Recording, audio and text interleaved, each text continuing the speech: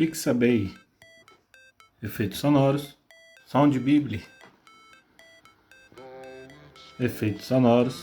Mixkit.co, esse é muito conhecido. Sound Effects, Soundgator, Library.soundfield.com, vários efeitos. Zapsplat.com, Free Sound Effects. Filmstock, dos produtores do Filmora, vai aqui em áudio. E claro, o próprio YouTube Studio, biblioteca de áudio, efeitos sonoros. Vale lembrar que muitos desses sites têm tanto efeitos sonoros pagos como gratuitos. Alguns vão pedir para você fazer um registro ou não. Mas uma coisa que eu já percebi há muito tempo nesses sites é que às vezes um efeito sonoro em um site é pago e no outro não. Então é só dar uma pesquisadinha. E se gostou dessa dica, não esquece, já segue, se inscreve, curte, comenta e compartilha. Valeu!